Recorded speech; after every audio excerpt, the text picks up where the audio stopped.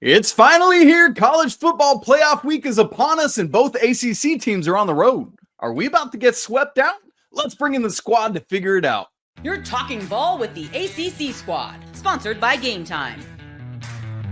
From Florida State to North Carolina, from Syracuse to Miami, and from NC State to California, it's the local experts of the Locked On Podcast Network, bringing you scoops, breakdowns, and the most comprehensive preview of the upcoming ACC weekend. Hang on, it could get loud, it could get heated, and it will definitely be fun. Squad up, you're part of the ACC Squad. What's up? Welcome into the All Coast Conference Squad Show. It's good to be together on college football playoff week. Man, we got a quartet coming at you today. Jackson Holzer of Locked On Syracuse, both our Wolfpack brethren, Grayson Boone and Kenton Gibbs, bringing the fire. Once again, our intrepid host, Alex Donno, host of Locked On Miami, is out today. So unfortunately, I am captaining and piloting the way. Isaac Shade, host of Locked On Heels and co-host of Locked On College Basketball. It's great to be together. Welcome in all you everydayers. Man, let's cozy up. Let's figure out what's going on. This episode is brought to you by the College Football Playoff on TNT. It's here, and you don't want to miss a moment of the action. It's presented by Allstate, and it begins with 4 first-round games this weekend on ESPN, ABC, TNT, and, of course, Max. Fellas, we got 2 ACC games in 2 very different climates this weekend. We'll get to both of them, but we're going to start in Austin, Texas. Clemson at Texas. Longhorns favored by 11.5. This game is at 4 p.m. Eastern on Saturday, 3 p.m. local time. It's on TNT and Max. They're at DKR Texas Memorial Stadium. Weather, a high of 62 and a low of 40. That is balmy compared to what's going to happen earlier in the day in Penn State. Boys, who's buying the first round? Let's get after it. I'll gladly buy a first round here and say that what the hell are they doing favoring Texas by this much? But you know what? I'm excited about it. I'm excited about it because we have talked about this all year, and now we can finally put hypothetical town to rest. Now we can finally stop talking about, who's the SEC, how much better than everybody else, or how much worse the ACC than everybody. We are finally going to get to figure it out. My best against your best. Put your baddest on the floor. We'll put our baddest on the floor, and then we'll see who's still standing in the middle of the dance floor at the end of it. Fun fact about this Texas team, because a lot of people won't believe me when I say this. Do you know how many ranked teams they beat by double digits this year? 0? I think it's 0. Correct. Correct. So Same we're amount. sitting That's here. how many we have. So we're sitting here saying that this team is favored by 11.5 in a game that, again, they haven't. This is just not what they've done at any point in time. And even if you say, well, Texas A&M was ranked, they beat them by 10. So, again, and that's a team that could not complete a forward pass. Congratulations. If you're listening to this show, you had as good of a chance of completing a forward pass as Texas A&M does against Air doing 707. So, with that in mind, I need everybody to understand this Clemson team has more than a puncher's chance at winning this football game. So, Kenton, your thing with the line being an 11.5, we got to keep in mind that the game is at Texas. And so by default, just the way the odds makers do it, if you're at home, you get 3 points. So If these were on a neutral site, I think you would feel a little bit better about being 8.5. Correct me if I'm wrong, right? But it's at Texas. So it's 11.5. And honestly, I think it works to Clemson's disadvantage, the fact that the weather is going to be pretty good. Because Texas has a really good defense. Clemson, they can be a little bit suspect. Texas is a more well-rounded team. The fact that weather should not be that much of a factor, I think that does not bode well for a team like Clemson. Was that a fat joke? They're well-rounded? That's Jackson. That's just mean, bro. That's mean. You know what they say about Alex Donno, though? I mean, you're captaining the ship right now. I mean, I heard that Alex Donno's in the transfer portal. The SEC squad, I heard that they're offering him a massive NIL package to take him. So, we're going to have to step up here. I guess when you don't make it to the ACC championship, you got to look elsewhere. But no, I love this matchup between Clemson and Texas coming up. I think if you're into rock fights, if you're into big time defensive battles, this is more than likely going to be the matchup for you. And to Kenton's point, I agree that I think Texas is a little bit suspect this year. Their defense is very real, but I don't know. I think they match up kind of equally with Clemson on the offensive side of the ball. I think it will be low scoring, and I see this as more of a coin flip than a double-digit one side or the other. Okay, so we've looked at it in terms of like the line. Can they cover that? Let's just talk straight up. Does Dabo have an upset in him in this game? Like, put the line aside, win or lose, can Clemson do it? Can they do it? Absolutely. Absolutely. Can Clemson win this game straight up and down? Absolutely. Let me tell you why. I know that I've talked ad nauseum about how shaky K. Klubnik's decision-making is. I own that. I accept that. I don't run away from that. I still stand by his decision is his decision-making ain't the best in the world. But you know what I've seen out of Texas in every big game this year? Letdown after letdown after letdown. Texas A&M was the only game that meant anything that they showed up for and were a really good team in. You know, and I'm sorry to tell everybody. I got to push back on you on that. I got to defend Texas. Texas put up a good fight against Georgia in the SEC title game. They didn't win. Putting up a good fight. So putting up a good fight is enough now. But you're saying that they didn't show up entirely. I'm telling you they did show up. No, I'm not. Okay, let me rephrase that. I'm sorry, Jackson. I know I was a little bit too hyperbolic, and I know that the language and all that in Syracuse, I know y'all comm school, y'all very much so. Don't play around about that. I'm sorry. Texas was underwhelming in terms of their ability to win big football games, despite having the highest rated quarterback ever. And their backup is a Manning. And everybody said that their NIL collective couldn't be beat. So when I see that, Jackson, that ipso facto leads me to a conclusion that they should win a damn big game. Showing up and losing close ain't enough. I'm sorry. Maybe it's enough for you, but when I hear those factors, it's not enough for me. And honestly and truly, who do y'all think is the better coach, Sark or Dabo, in these types of situations? I think if the coaching is the difference in this game because the rosters are close enough, I think Clemson gets it done. That was me upvoting you twice. Certainly as a head coach, Dabo's been in far more of these situations than Sark has, but I don't know. I truly just see this as a pretty equal matchup. And when that comes into play, I would tend to favor Clemson. I mean, they have the experience. They're kind of built for these moments like these. When you're looking at either Klubnik or Ewers, I might get some hate for this. I kind of see that as a wash. I think they're virtually like I don't disagree with you on that. I think they're the same quarterback. And so then you move down a level and look at the skill players. I might give a slight edge to Texas there, but I don't think Clemson's far behind. Defense, I think Texas is probably a little bit stiffer of a defense, but again, I don't think Clemson's very far behind. I love this matchup. I'm very excited for this one. I think it'll be a good low-scoring defensive battle. That's what it'll be. And, of course, I'm going to give Clemson a puncher's chance. And I do think they could pull off an upset. But objectively speaking, if you're asking me to make a pick, I'm picking Texas to win. And I think I would go with the score of 20-14. I think it'll be close back and forth to the end. You know, Kenton, did you say Texas hadn't won a game against a ranked team by double digits? I believe so. Yeah, they beat a ranked team all year by double digits. Am I incorrect? There's one. They beat Michigan was 10th, and they beat them by 19. Stop. You're not telling me. No. We're not doing this. Michigan beat Ohio State. So technically speaking, Boston College has a win over a ranked team, a top 10 ranked team. Georgia Tech has a win over a ranked team. Come on, man. Stop that. I'm just saying at the time of and Oklahoma was ranked when they beat them, and that was like a 31-point drubbing. I think I'm just telling me about the Brent Venables led Oklahoma Sooners and the Jared Martin favorite 2024. Oklahoma's more focused on John Mateer right now. Kenton, I'm not coming back at you. I'm coming at the people that are going to say, well, Kenton said double digits against ranked team. I'm trying to protect the sanctity of the stats. And I'm protecting the sanctity of what we know right now. If we're looking at these teams based on what we know right now, it was a big deal for Texas to plant their flag in the Big House. It was a big deal for Oregon to plant their flag in the Big House until we figured out, oh my God, this Orgy kid can't throw. Oh my God, they got a walk-on starting. And then they beat Ohio quarterback. State. They had Grayson at quarterback for a couple games. I know I saw him out there.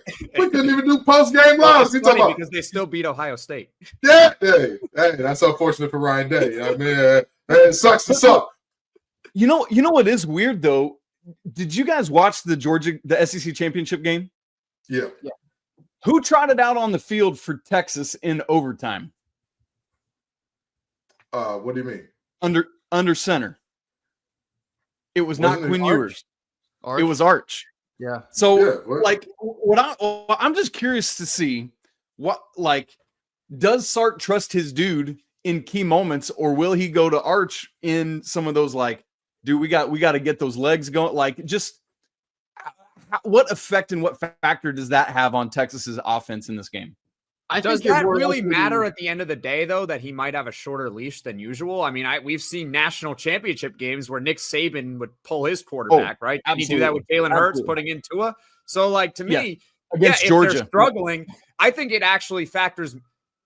If you're talking about that hypothetical scenario, the backup being Arch Manning is a good thing for Texas. Because if they're struggling with Quinn Ewers, then they just got this Arch Manning kid who can play. Well, I think you're more likely to see Arch in red zone situations. Based on what I've seen from Texas this year, throughout Ewers the year, really struggles on the short end of the field, where Arch, I can't believe I'm going to say this about a Manning, but he's a dual threat quarterback. And so I think you are likely to see Arch probably in this game a good deal if they get, the wheels stuck in the mud in the red zone. Future Tar Heel quarterback Quinn Ewers does have an extremely short. No. He does have an extremely short leash. He's the monster. Listen. I'm excited about Quinn going to UNC. The same way I'm excited about Belichick going to UNC. It's great in name. It's great in theory. If I were playing Madden, if I were playing NCAA, I'd be terrified. Unfortunately, there's a real life aspect of this thing. But if you have two quarterbacks, you have how many quarterbacks? Zero. But I'm sorry. That is a team. Are they? And I'm saying this from the Alabama had two quarterbacks with Jalen Hurts and Tua Tagovailoa in the national championship game. Different situation. Okay. I was just about to say that situation, a lot like the Ohio State situation, where people are like, "Oh, anybody could bring in their third string quarterback and win." Well, of course, if Ezekiel Elliott is going to rush for 200 some odd yards, yeah. I'm pretty sure Jarvis could do here you go, buddy. Take that ball off my hand. I'm pretty sure Donno could do there's a back out there. Let's swing it to him. Let's throw a slant to Mike Williams. That's not a hard thing. That's not something hard to do, or Michael Thomas, rather. That's not hard to do. But when you are asked, hey, you got to win this football game. It's a tough game. It's a close game. You have to go win it. Do you trust either one of those guys at a high level to say, hey, he's absolutely going to go out there and win me this football game? I don't. And here's the thing. Even if you say, Ken, do you trust Cade Klubnik all that much? I would also say, I'm not 100% sold in saying I trust him, but that's why I say that this is more than a puncher's chance. When you talk about Alabama bringing in backups, they were head and shoulders above everybody else in those years where you bring in a backup and they still win the game. It's not like, we're neck and neck. We don't know who the better team. Manning could be a starter on 99% of college football teams. This is not a normal backup. He's just taken the sacrifice that he had to wait for 2 years. He could have transferred last season, been a starter at any major program you want in the country. This is not a normal backup, so it kind of is like an Alabama. Oh, boy, we're going with hypotheticals again. The SEC has never lost a hypothetical game. Now their backup quarterback is a hypothetical Heisman winner. He hasn't played football games. He has played. And I'm not saying he has. I'm not saying he hasn't. I'm saying, have we seen him against a defense as good as Clemson's? Have we seen him? Okay, and yet we're assuming, he's going to come in and feel right at home. He's going to come in and be super confident. Be good. I mean, I don't know it for sure. We might not find out, but I'm just saying if he came into the game and you asked me, can he at least do a serviceable job? I would say he probably could. Absolutely, but it's serviceable what you think about in terms of, is it going to be good enough to win the playoff game? Is serviceable good enough to win a playoff game? In a defensive battle, what this might be, this could be a defensive battle, so serviceable might be all you need. It could simply come down to just don't turn the ball over and you'll win the game. And that sounds good in theory. But in practice, it could also be, hey, we need you to hit 3 or 4 passes. We need you to make just a couple of big-time throws, and we'll be all right. Against Texas A&M, all it meant was let's just give Wisner the ball a couple more times and let that man cook. So we'll see if Texas can get that ground game going, unlike what they were not able to do against Georgia in the SEC championship game. All right, boys, we need to leave the basic tropical climate of Austin, go up to the frozen tundra in Pennsylvania and see if SMU, with a smaller line that they got to deal with, get a knockout blow up against Penn State. Can the ACC get a win? We'll figure that out in just a second. Stick with us. It's the ACC Squad. We'll get to that right after I tell you about our good friends at FanDuel. Get ready to tackle the NFL action with FanDuel. It's America's #1 sportsbook. Because right now, new customers, you can bet $5, and if you win, you get $150 back in bonus bets. The FanDuel Sportsbook app, man, it gives you everything you need to place live bets on the NFL all in one place. So maybe you get a hunch in the middle of the game. One-stop shopping, man. You can go check out the live stats, check out live play-by-play, so much more right there on that same page. Clemson at Texas, we just talked about it. Horns by 11.5. Up at Penn State, Nittany Lions by 8.5 in that one. It's got to be all the white shirts. You know it. You can go check all that out and more at FanDuel.com. Never waste a hunch and make every moment more with FanDuel, an official sportsbook partner of the NFL. We rewind a couple of hours to earlier in the day when SMU, I hear they're called Southern Methodist University, visits Penn State. Nittany Lions favored by 8.5 in this one, kicking off at noon on TNT and Max. Up there at Beaver Stadium, least shocking development ever, boys. Check this out. Penn State, they're going to have a whiteout for this one. We talked about how warm it's going to be down in Austin. This game has a high of 20, or the temperature all day long up there at University Park. High of 26, low of 11. No snow in the forecast, but I'm out on that one, y'all. SMU, can they go from Dallas up to University Park and do work in the cold? If the weather was going to be what it is for the Texas Clemson game, I'd have a lot more faith. Because we call SMU Miami West because of how many guys that they got transferring in from Miami. We know Miami recruits the state of Miami better than anybody else. Them young men have never, and when I say never, I mean never, stepped their tails into some 11-degree weather to play ball before this moment. Penn State, however, Pennsylvania, Ohio, Michigan, that's the main swath of where their players are from. It's a different – that cold, Southern cold is respectful. It taps you on your shoulder and say, put on a jacket today. That Northeastern and Midwestern cold is like the Trail Spreewell. It just get up on you and choke you real good. So I with that in mind, I really want to believe that SMU can do it. I really do. I'm really struggling to see a path forward for them when you're looking at, that team being physical and Jennings being special is what makes them great. And Penn State is like, hey, we're pretty physical too. And we've got some amazing pass rushers. Well, I actually don't think this is that bad for SMU. First of all, we're talking about Penn State here. Penn State. When we talk about whenever we talk about Penn State every year, we always talk about how, they really do an exceptional job in those big games. They really always live up to their potential against the big-time opponent all the time, right? Isn't that kind of the MO of James Franklin? They're really good against good teams. They always win. And you know what? They win the national championship like every year. Oh, wait, it's basically the opposite of what I just said. They always lose big games all the time. They never show up. And SMU can run the football at a really high clip. So if you're going to look, the cold sucks. I get it. I don't know how they're going to be able to adjust from Dallas. My suggestion, honestly, is to practice out in the cold. That's the only way they're going to be able to really adjust to it before the game, practice in it. But they can run the football. And if you can run the football, you can be fine no matter what the elements are.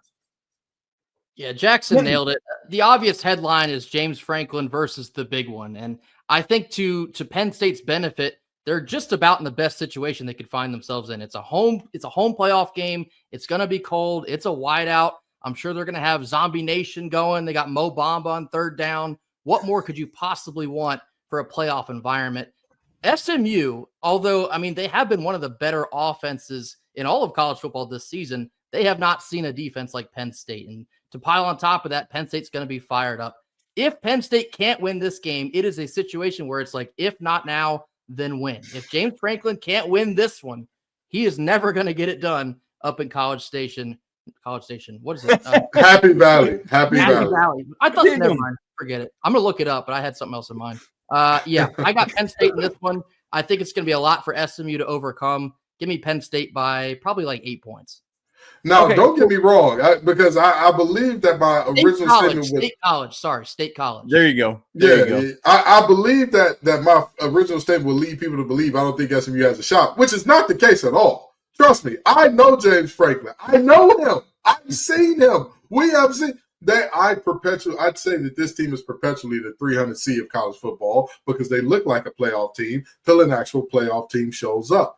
The only problem I have is the weather. That's the only thing. And again, if the weather was better, I would have SMU beating them by 1,000. But with that being said, I got this game as more of a push type of situation because I think they gave everything they had against Oregon. I really do. I think they left every single drop of it on the field and still came up short in a game where, yes, the turnovers were a little bit uncharacteristic from them early. And yes, SMU started off last game very uncharacteristically with penalties. That's part of who SMU is. If you watch their games all year, you know that's who they are. However, some of the turnovers were just head scratchers. Some of those turnovers, you just like, what is this? Who is this team that I'm watching? So with that in mind, I look at this game and I say, SMU has better than a puncher's chance here. To me, this is a push. If I'm a bettor, I'm staying away from it in terms of money line. But plus 8.5, I'll take. Give me that SMU. Give me that SMU. I need some of that. Yeah. And one of the big storylines, obviously, around that Sunday of the selection show was SMU versus Alabama. Obviously, SMU is the team that gets in. And so my question is, in order for our conference, for the ACC to have respectability, does SMU, regardless of what happens in Austin, Texas, does SMU need to put forth a good showing here for our conference? Yes. Yeah, I think it would help. They can't get annihilated because if they get annihilated, then next season, if we're in a similar position, you know what's going to happen. It doesn't matter what team it is. They're going to take the SEC team because they'll be like, hey, look what happened last year. We took SMU as the 11 instead of Alabama, and they went into, they went into Penn State and they laid an egg. They lost 34-0. If we put in Alabama, hypothetically, pause for laughter for hypotheticals, Alabama could have beaten Penn State. They at least would have not lost 34-0, which, by the way, I don't think is going to happen. So, yeah, SMU needs to put on a good performance. And I actually would say the same about Clemson because I don't think they can just go into Texas and get annihilated too. It would be nice if they can pull out a win. Don't think it'll happen. But with SMU, I actually think they can really win this game. In fact, if I'm picking an upset right now, I would pick SMU to beat Penn State. If you're looking at all the playoff games, it's that one. SMU to beat Penn State.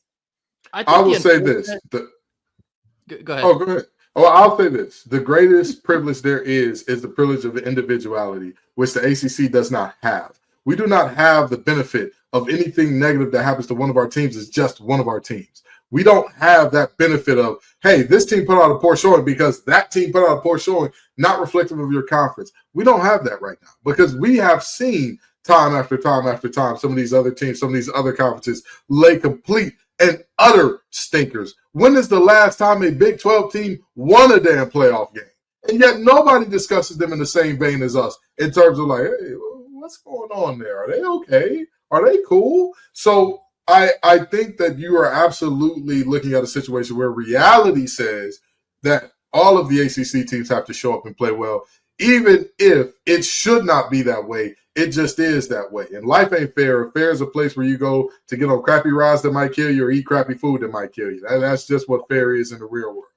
Yeah, along the same lines there, I think the unfortunate part of this for the ACC is even if they do go 2-0 here, if Clemson beats Texas and SMU beats Penn State, they're going to find a way to downplay it. They're going to say, oh, well, of course, Penn State can't get it done. James Franklin's a fraud. Or, oh, of course, Clemson gets it done. Dabo's coaching close to Christmas. Yeah, give me some Clemson.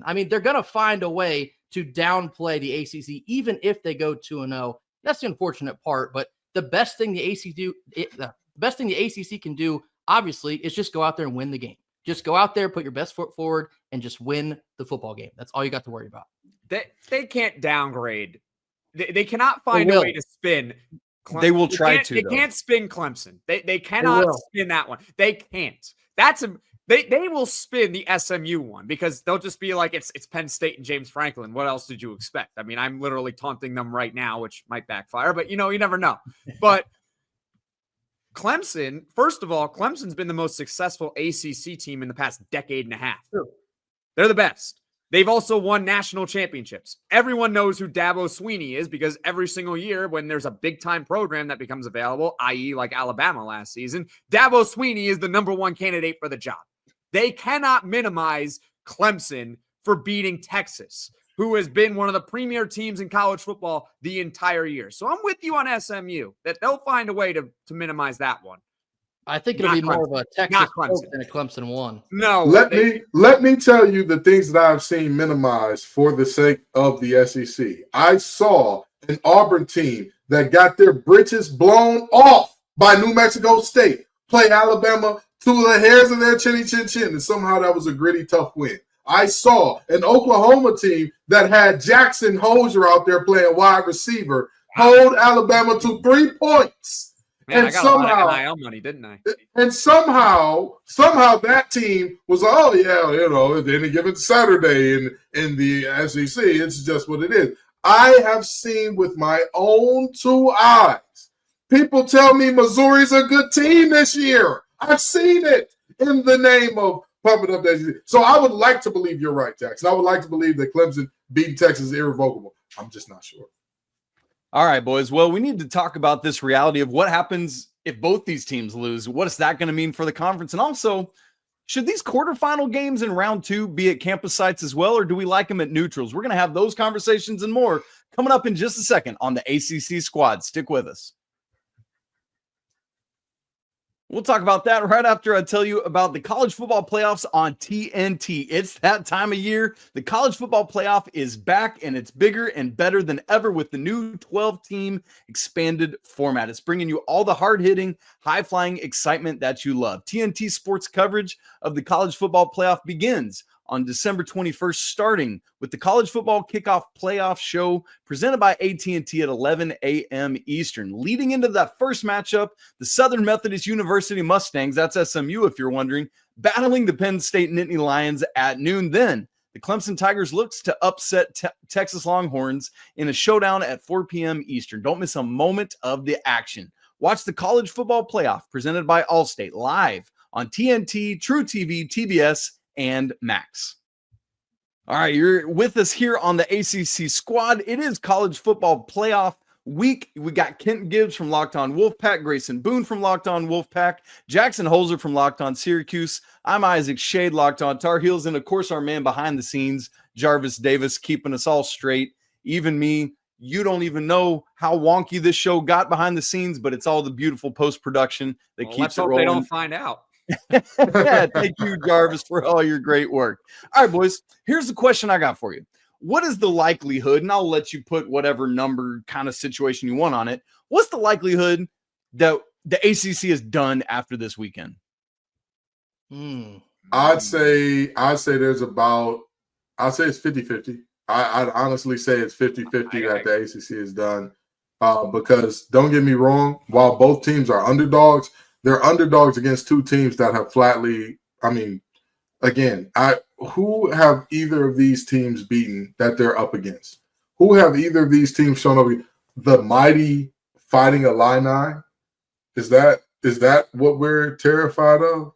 An Aggie team, and shout out to Coach Elko and company. I think they're building something really good down there. But again, if you talk about a quarterback, 2 quarterback, you got no quarterback situation.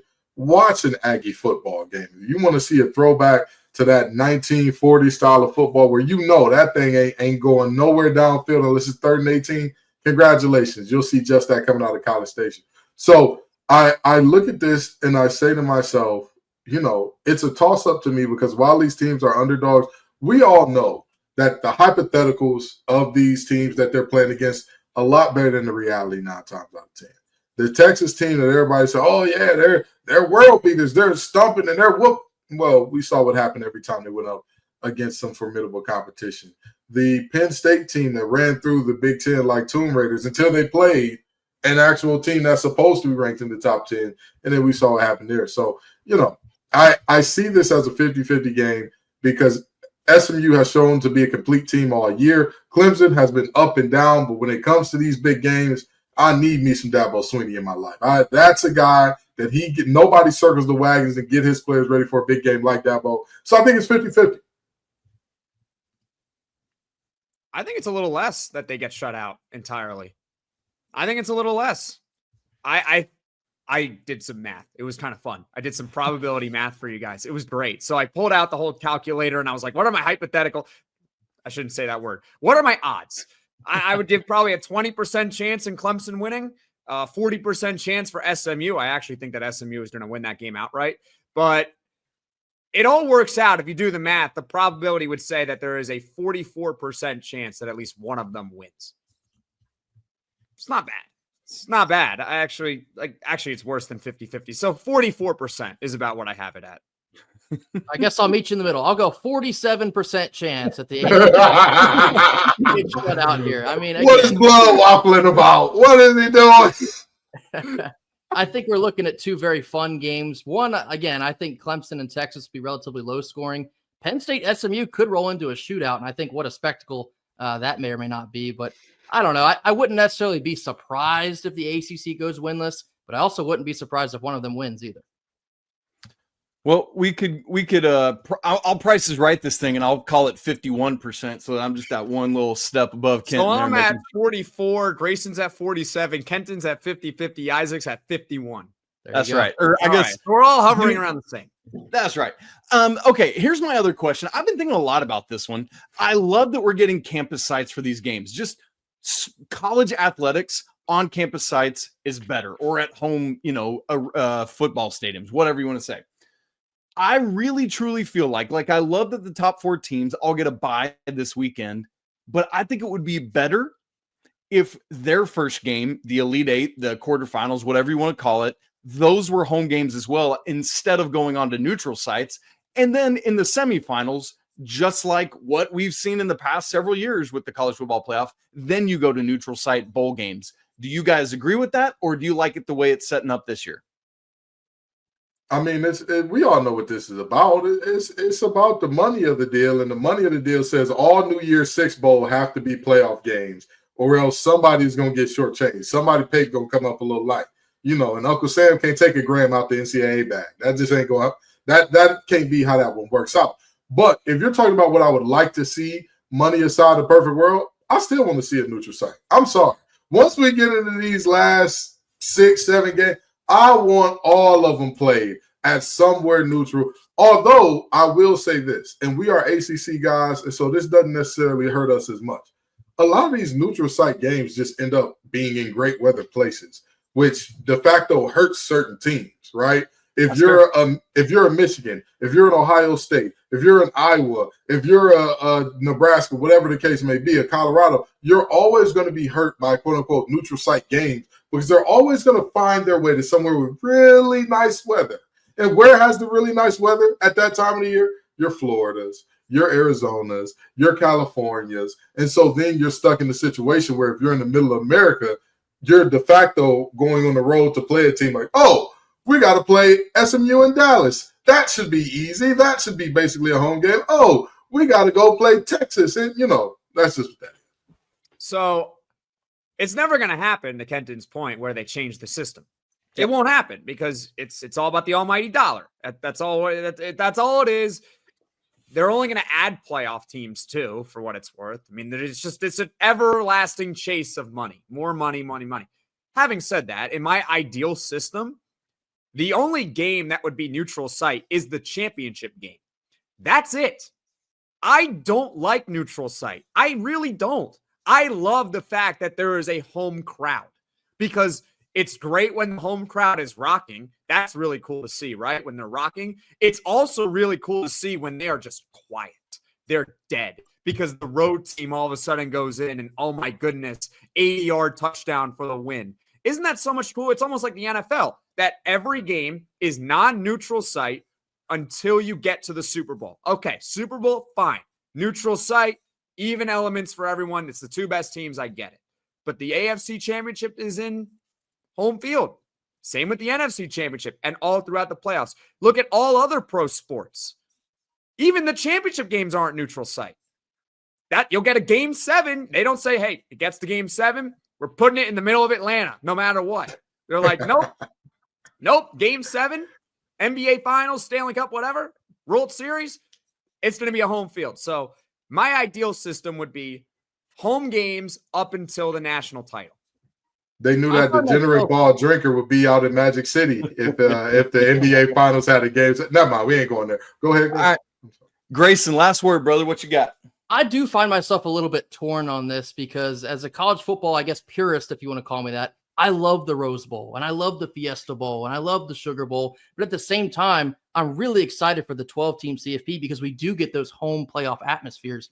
And again, it can't happen this year, but imagine like Boise State playing a home game and they get sent like Alabama. Would that not be like the coolest college football environment ever? Maybe it like snows or it's 10 degrees. That's the kind of stuff I do want to see. But at the same time, I mean, they're not going to give up the Rose Bowl. They're not going to give up the Fiesta Bowl or insert bowl name here. I don't know. I think you got to find a balance, and perhaps they already have that balance, but I think there's a lot of points to be made on both sides.